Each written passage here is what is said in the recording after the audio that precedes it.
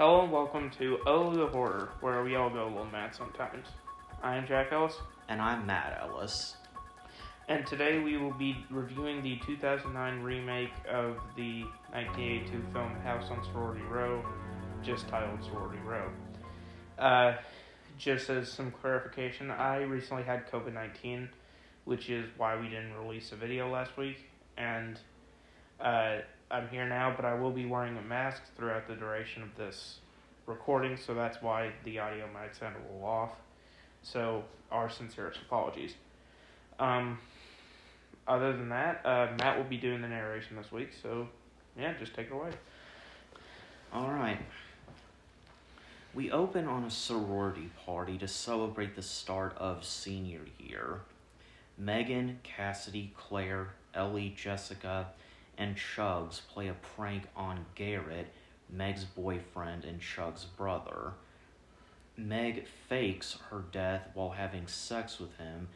What happened basically is they gave Garrett some quote unquote roofies to give her, and then she would fake her death, and they would tell him that she overdosed on it, but isn't that what happened? Yeah, I'm pretty sure that's what happened. And yeah, it would end up being just a really cold prank. And so Meg does fake her death while having sex with him, and the group goes to dump her body, and while they're preparing to bury her body out in the woods, Garrett actually stabs her in the chest with an iron. So in this case, he actually does kill her. They dump her and the tire iron in a mine shaft. Cassidy, however, is very reluctant to do all this, but the rest of the girls get her to play along by throwing her jacket into the mine shaft with the body and the weapon, so that way if word did get out about it, they could just say it was all her idea. So, what do you think about this opening scene? Yeah, I'll be honest, this was Matt's recommendation, so I went along with it. And I was actually expecting to really like this movie because I've always been a big defender of the 2006 remake of Black Christmas. And this movie has the same similar vibe. But this part of the movie, and this movie as a whole, just kind of drags to me. This starts with, I swear to God, like a 3-minute tracking shot of just a party happening. We don't even see the main characters until like 4 minutes into the movie. And it's a nice set piece, but like when it goes on for long enough, you just gotta wonder what the point of all this is. Like, we get it, fraternities drink and smoke whatever and get really fucking crazy. But like, I mean, to me, it just wasn't that interesting, but I take nothing away from anybody who does. But once we get to the actual main characters and where the main story starts, I didn't recognize many of the actresses except for one, the actress who plays Claire, which you all might recognize as the absolute worst fucking part of Dexter New Blood, and that's saying a whole hell of a lot. And anyway, as we get into the prank, from what I know about fraternities and sororities, this prank, like, doesn't seem that unrealistic to me. They can actually be really cruel with some of the stuff they do. Again, I'm in my senior year of high school, so I've never been to a college. Well, I've never attended a college. I take college classes, but what the hell, sorry, I'm rambling. But, anyway, as we, I could see all of them playing along and doing all this, and it always, it's just a massive oh fuck moment when he actually does stab and kill her. And I really like the different moral sort of back and forth between the characters. You see this in any movie, like, Terror Train, Prom Night, those movies that end with like or start with this very in-depth backstory. And like it's the characters sort of agree that just because her life is over doesn't mean our lives have to be over. And that's a very, powerful point, and it sort of makes the audience think, including myself, what would I do in this situation? How would I feel? What road would I go down? Because, I mean, if you decide to cover it up, you're going to have to live with that for the rest of your life. So, yeah, it's a very interesting opening, and it sort of gives this movie more bite than I thought it would have. And I do really love the cinematography when they're at the mine shaft, where really the only light around is just the headlights from the car, and that's it. It's very beautifully shot. And, yeah, other than that, that's really all I have to say about it. Well, I thought that the beginning, was pretty original for a horror movie, in the way that what happened was it was a prank gone wrong. I mean, I don't know, maybe that's more common in horror movies than I thought, but I thought that was pretty interesting how it all started by someone being pranked, and then it getting way out of hand and someone actually dying as a result from it. It's like that's really a new way to start things out, at least in my opinion. And it's kind of hard to feel bad for Garrett, because he did technically kill her, even though he didn't mean to. But I mean, at the same time, the guy actually thought he was given the chance to do what he thought was roofing someone, and he took it. Yeah, that. That's a sort of, don't do that, guys. That's really, I'll just say, don't roofie people. I mean, it's so he's... I mean, I guess it's not really fair to say he is a rapist, because it was part of they weren't really roofies. She was awake. It was a part of a prank, but it's I mean, that tells you he probably would do it for real if given the chance. Yeah, that's the part of it that sort of hangs me up, is he didn't know it was fake. He actually thought he was roofing her, so And it's kind of hard to believe that he would actually believe that that the woman he was sleeping with, that her friends would actually give him roofies to give her. That I don't get. Those sound pretty... If I was him, I would just think, wow, these are some pretty shitty friends. Yeah. But, I'm sorry, go ahead. Yeah, I'm sorry, but, yeah, anyway, as what you were saying, the house on Sorority Row, what this movie was remaking, was sort of in the post-Halloween slasher era of the early 80s, along with Prom Night and Terror Train, and what a lot of those movies did was give their killers a sort of in-depth backstory instead of just, whatever. And I think this movie does a good job with it. But it sort of goes on into different movies, like I Know What You Did Last Summer, and it's sort of a well-known slasher thing, so I kind of knew what to expect from this movie, but I still am taken away from it because the rest of the movie is really good. I'm sorry to interrupt you, but... Okay, yeah, that's fine.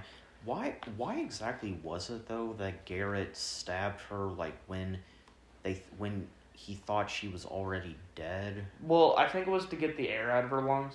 Right. So she wouldn't float to the top. Oh, okay.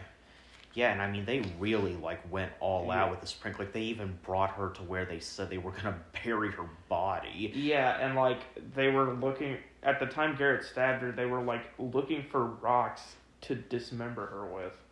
It's when exactly were they planning on telling him? When's the surprise moment? Yeah. Anyway, moving on. 8 months later, the group has grown apart, and they receive a text that's a picture of the tire iron they used, and they suspect that Garrett did it, but Chugs, his brother, defends him.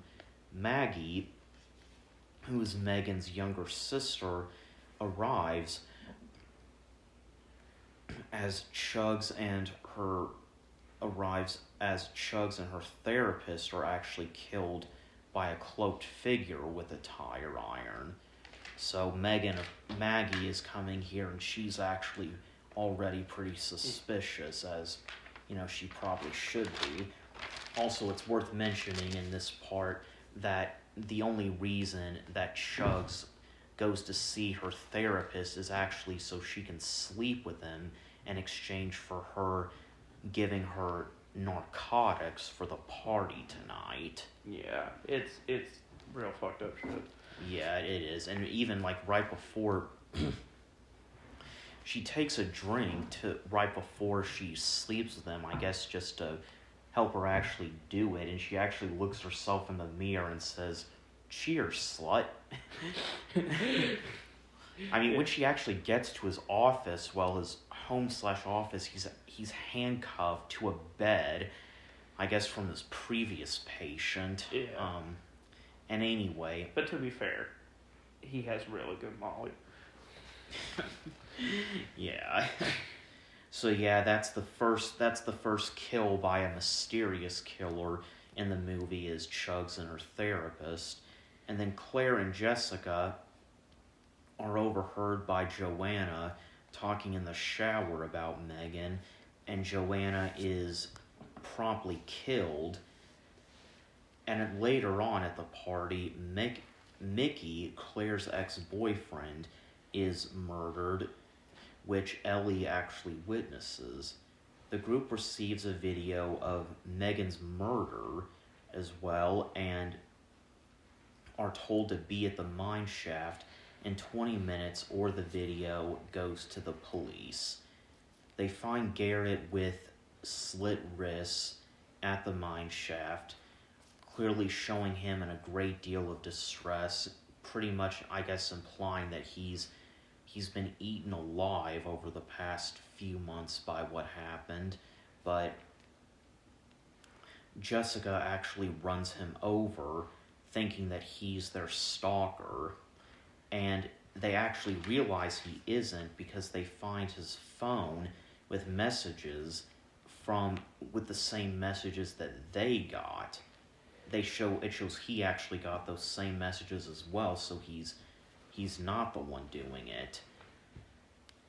And so at this point they actually start to suspect that Megan might be the killer/stalker. They go to check and find that her body isn't actually in the mine shaft, but they do find the phrase "Theta Pi must die" written in blood. So, Jack, what do you have to say? Yeah, first off, it's weird that so many horror movies made during the Weinstein era had such rapey plots to them, but, yeah, I just pointing that out. But yeah, maybe it's a tribute to Harvey Weinstein. There were some even made after he was in jail. Maybe it was their way of letting him know they were thinking about him. Yeah. But what was I gonna say? This section of the movie adds a lot of layers to how the characters have been dealing with, Megan's death. And the thing with Chugs, and I really wish we just had a better name because I really hate that name. I'm starting to wonder if that's even her actual name. Yeah, it's when I was writing the script for this episode, I was looking on Google for the different cast names, and you know how when they'll say the name of a character, they'll say their name and in quotations they'll say the nickname that they call her. Yeah. Well, I looked on Google, and they didn't have that. It was Chugs was just her birth name or something like that, and so yeah, but anyway, for that, it adds some pathos to the movie that she, it's implied that she wouldn't be doing what she's doing with her therapist if it weren't for Megan's death. And yeah, the scene at the courtyard, or whatever, the mine shaft. God, I'm on something today. But anyway, it's a really interesting scene because in movies like this, you'll have that thought where it's like, what if the person who got killed is the one killing people? Again, you see it in stuff like I Know What You Did Last Summer, etc. And it's really interesting because the killer, if it's not Megan, has gone to so much trouble to make it seem like Megan is back from the dead, and that's just really interesting to me. But yeah, I really like this area of the movie. I think it's very good, and I don't really have much to say other than that. So where did you get the thought that like Megan, well not Megan, but Chugs was doing what she was doing, with her therapist, like to cope with what happened to Megan? That's just what I thought. I mean, it's entirely possible that she would have been doing that regardless if Megan was still alive. But I thought, sleeping with a psychiatrist for medication is, sort of a sign of that need to feel something, which might be because, you're an accomplice to a murder. But I could be completely wrong about that. I'm not omnipotent, so just, Right. And I like this part of the movie too, and not just because there was an uncensored shower scene in a sorority house, but I liked how it was kind of realistic what happened when they didn't find Megan's body at the site, and there's been a bunch of killings going on. They had like an interesting back and forth of like it's looking like Megan actually did it, but they kind of were talking like, okay, come on, let's not be idiots here. yeah. I mean, so that was pretty interesting. And so I don't really know though why the killer killed the therapist. I mean, I guess it was probably just because he killed Chugs right there, and I mean, I would say because he was there, but think about it like this, okay? They're fuck buddies. Maybe, while she was high on pills or something, like, she accidentally confessed to the Megan killing to him. And, like we see at the end of the movie, what the killer is doing is trying to tie up any loose ends. Yeah. Well, yeah, that's fair. Also, I was thinking about the name Chugs. It's like, you're right. The only person I've ever heard of who had an actual first name even close to that is a guy named Chubbs, who is the starting running back for the Cleveland Browns. So, yeah, I don't get that either. I think it's like Chubbs from Happy Gilmore. That's a funny movie. Yeah. So, later on at the house, they receive texts saying Chugs is dead and so is Claire. So they don't know what to do, but they've gone ahead and just gone back to the house at this point. The party's also over by the time they get back as well. They find Mrs. Crenshaw while looking for Kyle, and they confess to the murder when Maggie walks in. Maggie and Kyle were actually getting it on at the time, but Kyle left and they don't know where he went. But clearly Mrs. Crenshaw, who's like the sorority house mother, she knows something's going on because she's already walking around with a shotgun when they get there. Yeah. And so she tells them to go lock themselves in a bedroom and call the cops while she searches for while she searches for the killer. Maggie also leaves to go find Megan after a shootout with the killer. Sorry, the punctuation's not there. After After a shootout with the killer, yeah, Mrs. Crenshaw is actually killed, and Cassidy and Jessica decide to find Mickey's body and use his phone. The killer throws a Molotov cocktail at Maggie, setting the house on fire, and then eventually they find Kyle, and this is actually one of the funniest parts in the movie is when Mrs. Crenshaw is looking for the killer because she's played by Carrie Fisher, who can be pretty funny when she wants to be, and while she's walking through the kitchen looking for him, like she knows he's in there, but she doesn't know where. She just says, "Please do not think I am scared of you. I run a house filled with 50 crazy bitches." And I like that part. Yeah. It's like, could you just imagine, like, running a sorority house? Yeah, I would get insane. And so, yeah, even though she has a shotgun, she gets killed by him, and they find Megan's body hanging in the shower.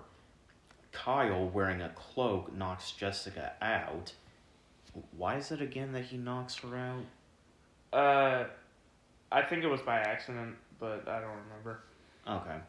And then Andy, Cassidy's boyfriend, kills Kyle and kills Jessica with a tire iron, revealing that he actually is the killer. When giving his MO, he says he had to tie up loose ends to have a future with Cassidy, and that Ellie told him what all had happened. Cassidy starts to acquiesce, but stuns Andy and saves Maggie, as Andy is about to kill the two as they hang from the collapsed floor. As you'll remember, the house is on fire at this point, and the floor is falling in. Yeah. So then Ellie shoots him, and he falls into the flames. And the three, Maggie, Cassidy, and Ellie are able to escape the house, and the police arrive as the house is going up and is continuing to just go up in flames.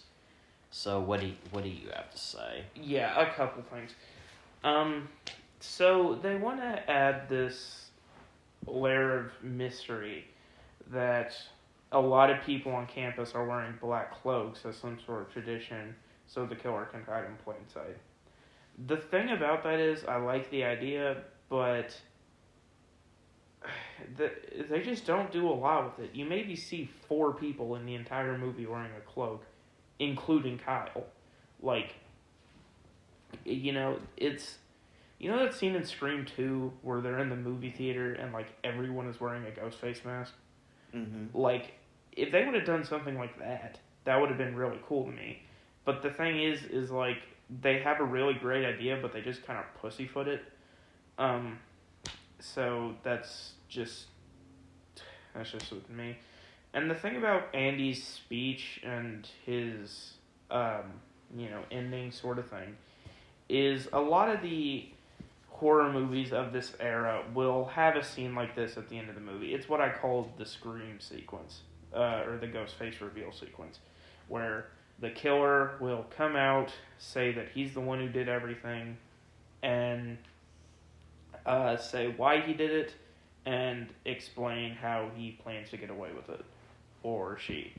It's totally fine with me. I love those sort of scenes. And yeah, but the thing is with Andy, we never get that sense that, like, what exactly is his plan here? Like, he kills, like, 12 people, and then is just like, yeah, we're gonna be in a relationship together. Like, how do you plan to do that? Are you gonna leave the country or something? Or, like, are you gonna frame somebody for all this? Like, what's your end game? But Andy's just blatant psychopathy in this last scene is what really makes it interesting for me. And it's sort of a hard pill to swallow when a really interesting villain is being taken out by somewhat uninteresting characters. And um, so yeah, I like this ending scene, um, but there's just I just get the sense that something's missing from it, because um, it sort of seems, how do I put this? Like, I don't know, not like anticlimactic, but just a lot of it doesn't feel earned, you know. Mm-hmm. But yeah, other than that, it's the standard, denouement. The cops are coming, everything's good. And yeah, then there's a little stinger at the end, but I'll let you take care of that. But that's really all I have to say on the ending. Yeah, I don't really have much to say on the ending either, except that I really, even though you would think that's when someone's really being honest is when they're a killer talking about their killings like this. I don't really think he was. I think he was killing because for some other reason, because he was a psychopath, and he maybe finally felt like he had an excuse this time, like he had something.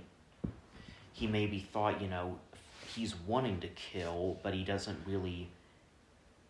But he's kind of wondering how to justify it, so he waits, and it's probably the main reason he probably held off was because of his girlfriend. But if he could say, "Oh, I was killing for you," then he thought she might be smitten by that, and Yeah. but I don't know.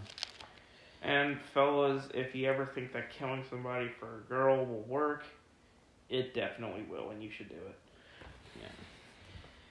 I mean, it's always worked for me. Yeah. So, 15 months later, the house is renovated, and Maggie is a Theta Pi sister. And they are also being watched by someone with scars on their wrists. It's one of the groundskeepers, by the way. Yeah. And it just shows him standing there watching them, and it just cuts to the credits, and yeah. So, sorry, I'll just go ahead and start. The thing that I find so weird about this ending is I recently just watched this movie for the first time a couple weeks ago, and when I watched the ending and I saw the guy with scarred wrist, I was just like, who the fuck is that? And then the movie just ended. I not until writing the script today, I mean an hour ago, I realized that was supposed to be Garrett, the guy who got run over by a car. Again, a normal human that got cut up and friggin' run over by a car. And I don't know if this is supposed to mean that it's the real killer, but I think all this proves is that a lot of the characters in this movie are really just forgettable. And so, yeah, uh, I don't want to shit on a movie that anybody loves, including you. But this movie just wasn't for me. We'll go more in depth on the movie as a whole, but I'll let you talk about the ending. Well, I did actually kind of like the ending, because I would have thought if anybody would have been the person to come back to haunt them for all of this, it would have actually been either Megan or Andy, but it was Garrett. So, I mean, it makes sense. It's just he's not the main person who you would think of if you've seen a lot of horror movies. Yes. Yeah, the thing is it makes sense because, like, we saw definitively that Megan is dead, and there's no way that Andy survived that. So, if you want to have that last sort of Halloween-esque stinger at the end, Garrett, if I were a screenwriter, Garrett would probably be the way to go. I just didn't like it. Right. And he also, I guess it kind of, at the very last scene, the girls like Cassidy and all of them were leaving. Was his sister one of the ones? Yeah, Chugs had already gone. gotten killed. I don't know I was about to say that, but I was going to say he was waiting for his sister to graduate and leave and then go in and kill the others, but that's not what happened. But, so yeah, I thought that the ending was fine. And so I guess now we can just talk about the movie as a whole. I mean, I thought it was pretty good. I thought there were some original aspects to it, like the beginning scene where it's like it's a serial killing that springs from a prank gone wrong. Like that does happen sometimes in horror movies, but not often. And I liked how one of the girls was actually killed by being shot in the mouth with a flare gun. It's like, who the hell thinks of something like that? So yeah, the killings were. There were some original aspects to it that I liked that kept it interesting. So I would say this movie was okay. Yeah. See, the thing is, when I look at this movie, I see a screenwriter who seemed like he wanted to write a good movie, a director who seemed like he wanted to direct a good movie. I see actors who seem like they wanted to give a good performance. I really hope for all of that, but there's just something very synthetic about this movie.